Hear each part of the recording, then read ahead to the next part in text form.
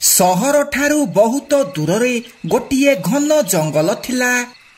सेही जंगलर गोटे पुराणा बरगछरे गोटे दोली लागिथिला। किंतु केही भी पक्षी से दोली रे झुलिया पाई जाउ नथिले। शुणिबाकू मिलुथिला जे सेही दोली रे गोटे कुनी नाम रे चढ़ई दोली खेलुथिला। हठात से दोलीरु खसी पड़िला आउ सेठी मरीगला। सेही दिनठू सेही दोली रे कुनीर आत्मा रहुची। रातिर समय थिला। सबु पक्षी निज निज घरे सोईथिले। मिट्टू आउ ता स्त्री पिंकी भी घरे सोईथिले। सेतिकी बेले पिंकी को कहार कांदिबार शब्द शुभा जाए। आरे शुणुच कहार गोटे कांदिबार शब्द शुभुची। लागुची सेई दोलियाडू ए कांदिबा शब्द आसुची। आरे पुणी थरे कौन से कुनीर आत्मा आसीगला ना कौन? लागुची कोउ बोका पक्षी से दोली पाखकू जाइथिबो। पिंकी जेमिति झरका पटे देखे से पूरा आश्चर्य हो जाए।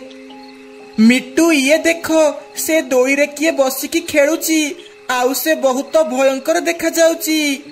आरे ये तो से कुनी चढ़ईर आत्मा। लागुची से पुणी थरे फेरी आसीची। हाँ हाँ फेरी आसीची। हठात से कुनी चढ़ईर आत्मा से दोली कुआड़े अदृश्य हो जाए। यह देखी से दुई जन बहुत डरी जाती। सकाळ हेउ हेउ ए कथा पूरा जंगल सारा व्यापी जाए। से कुनीर आत्मा पुणी थरे फेरी आसीची। आरे रानी जानिच से कुनीर आत्मा पुणी थरे फेरी आसीची। एबे कौन जे हेबो? कुनीर आत्मा ये तमे कौन कहूच? तमे ए कथा कोठु जाइल? तमकू किए कहिला? आरे मु बंटी दुकान रे चा पिउथिली। सेतिकी बेले मिट्टू सेठाकू दौड़िकी आसिला आउ ए कथा कहिला। आरे बाप रे बाप आमे एबे आउ रातिरे एकुटिया कुआडे जीवानी। नहले से भूत जदि आम देहरे लागि जिवो। हाँ रानी आमकू एबे बहुत सतर्क रहिबाकू पड़िबो। मीनू चढ़ईर झियो गुड्डी विदेश रे रही पाठ पढ़ुथिला। से किछि दिन पाई छुट्टी रे घर को आसिला। आरे आम जंगल एते सुनसान कौन लागुची? केही भी कौन देखा जाऊ नांती? कथा कौन? पिला माने भी बाहर खेलु नांती। लागुची किछि तो गोटे हेइची। तापरे गुड्डी घर को गला। माँ कौन हेइची? जंगल रे केही भी देखा जाऊ नांती। कथा कौन? आरे झियो देखुचु से बर गछरे जो दोलीटा लागिची। राती हेले से दोली रे गोटे डाहाणी आसिकी बसुची। सेथिपाई समस्ते डरिकी घरु बाहरु नाहाती।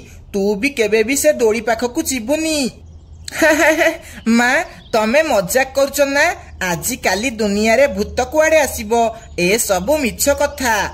नाई झियो आज को प्राय 30 वर्ष तले सेही दोलीरु खसी गोटे चढ़ईर मृत्यु हेइथिला। आउ सेही दिनठू सेही दोली रे तार आत्मा रहुची। तू केबे भी से दोली पाखकू जीवुनी हैला? हाउ ठीक अछि माँ मु जीविनी। तू एबे मते खाइबाकू दे। मते बहुत जोरे भोक कलानी। तापरे मीनू गुड्डी को ता मन पसंदर खाइबा दिए।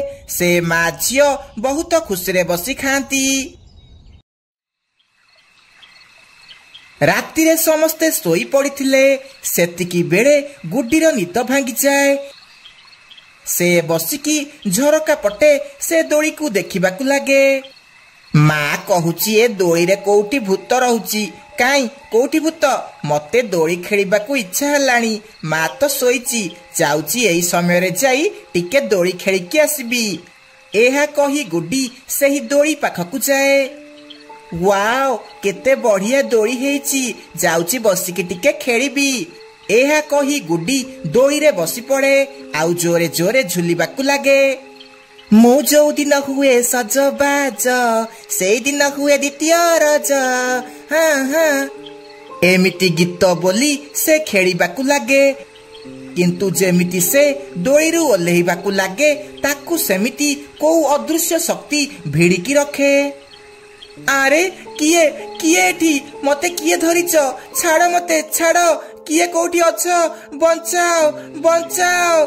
ତା ଗହଳି ଶୁଣି ମିନୁ ମିଟୁ ଆଉ ପିଙ୍କି ଶୁଆ ନିଦରୁ ଉଠି ପଡନ୍ତି ଆଉ ଘର ବାହାରକୁ ଆସନ୍ତି। ଆରେ ମିନୁ, ଇଏ ତ ତୋ ଝିଅ ଗୁଡିର ଚିତ୍କାର। ସେ ଆଉ ସେ ଦୋଳି ପାଖକୁ ଯାଇନିଟି? ହଁ ମିଟୁ ଭାଇ, ଚାଲ ସେଠାକୁ ଯିବା।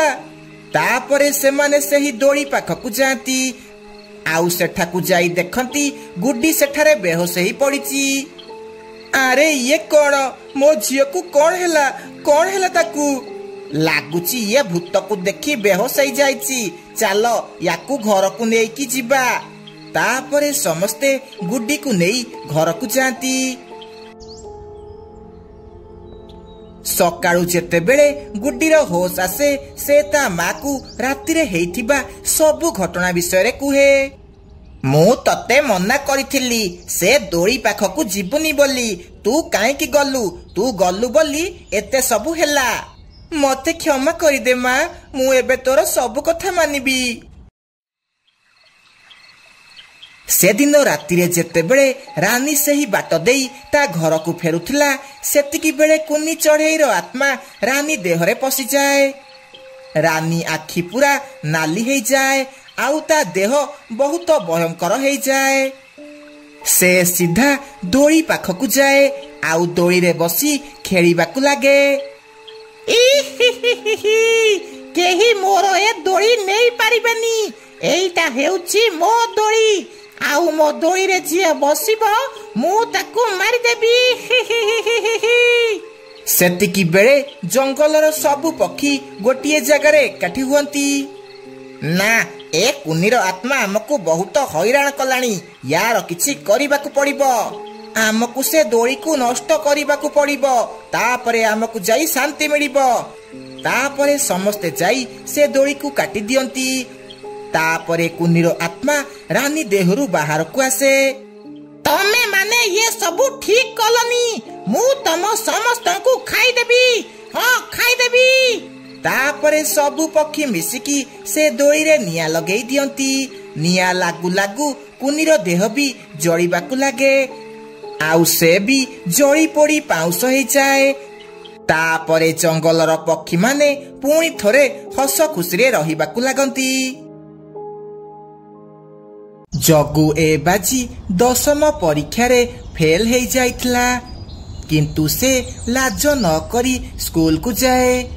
ସାର୍ ଭଲ ଭାବରେ ସବୁ ପିଲାମାନଙ୍କୁ ପାଠ ପଢ଼ଉଥିଲେ।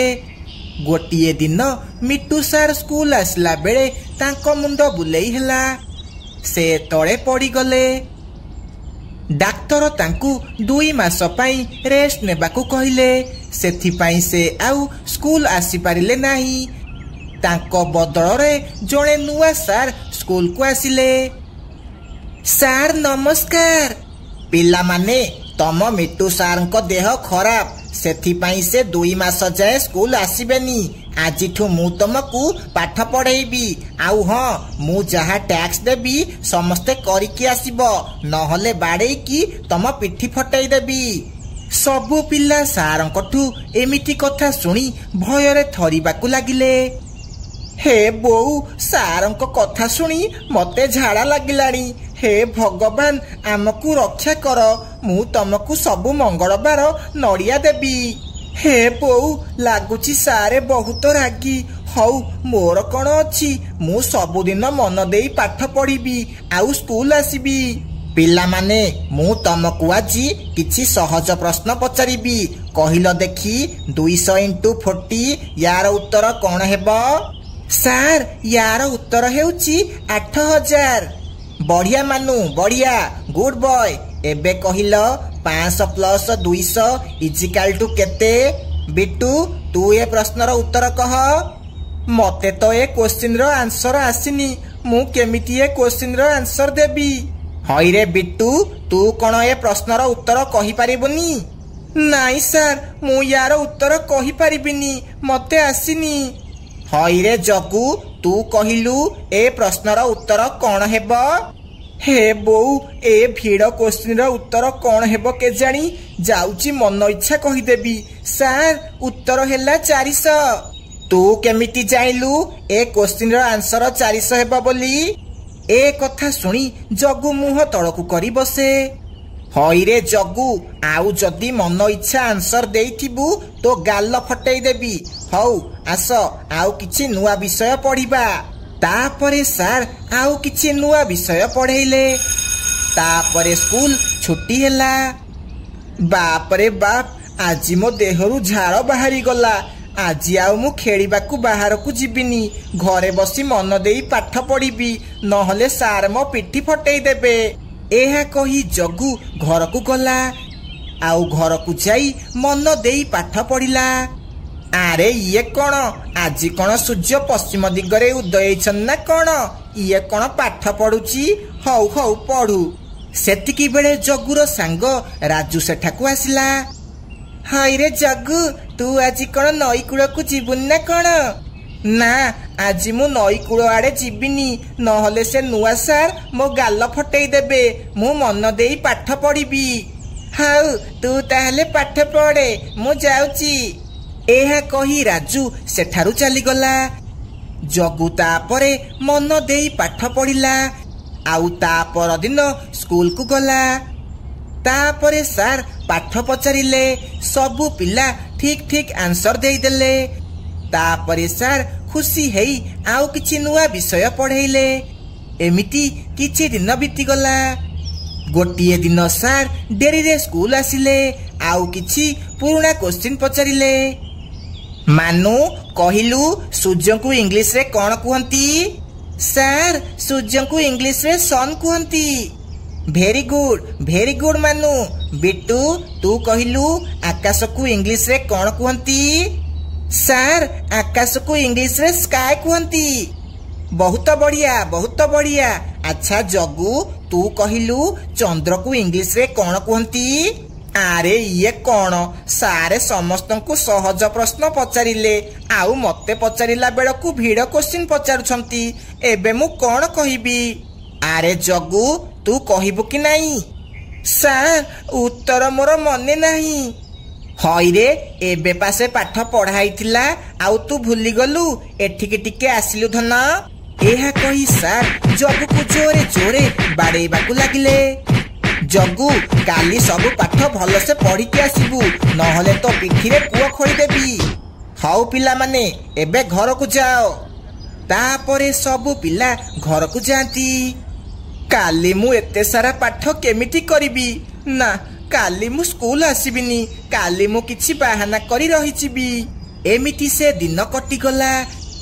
ତା ପରଦିନ ସବୁ ପିଲା ସ୍କୁଲକୁ ଆସିଲେ, କିନ୍ତୁ ଜଗୁ ସ୍କୁଲକୁ ନ ଆସି ରାଜୁ ସହ ଖେଳିବାକୁ ଲାଗିଲା।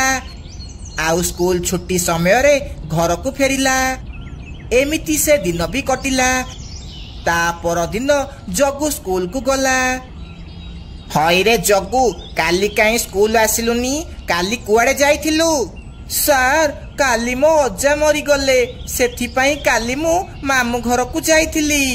ହଉ ଠିକ ଅଛି, ପିଲାମାନେ ଜଗୁକୁ କାଲିର ପାଠ ଦେଇଦେବା। ସେ କାଲି ପଢିକି ଆସିଲେ ମୁଁ ତମକୁ ପଚାରିବି। ଏହା କହି ସାର୍ ଆଉ କିଛି ପାଠ ପଢେଇଲେ। ତାପରେ ସ୍କୁଲ ଛୁଟି ହେଲା। ଜଗୁ ଘରକୁ ଗଲା। ତା ପରଦିନ ସେ ଆଉ ସ୍କୁଲକୁ ନ ଯାଇ ରାଜୁ ସହ ବସି ନଦୀ କୂଳେ ଖେଳିବାକୁ ଲାଗିଲା। ସେ ଖେଳୁଥିବା ସମୟରେ ସାର୍ ତାକୁ ଦେଖି ଦିଅନ୍ତି। ଆଚ୍ଛା, ସ୍କୁଲକୁ ନ ଆସି ଏଠି ଖେଳ ହେଉଛି। କାଲି ତୁ ଆସରେ ପୁଅ, ତୋ ରଙ୍ଗ ଛଡଉଛି। ଏମିତି ସେ ଦିନ କଟିଲା। ତା ପରଦିନ ଜଗୁ ସ୍କୁଲ ଗଲା। କିରେ ଜଗୁ, କାଲି କାହିଁ ସ୍କୁଲ ଆସିଲୁନି? ସାର୍, କାଲି ମୋ ଆଈ ମରିଗଲା ତ, ସେଥିପାଇଁ ମୁଁ ସ୍କୁଲ ଆସିଲିନି। ହଁ, ସେଦିନ ତ ଅଜା ମରିଗଲା, ଆଉ ଆଜି ତ ଆଈ ମରିଗଲା ନାଇଁ?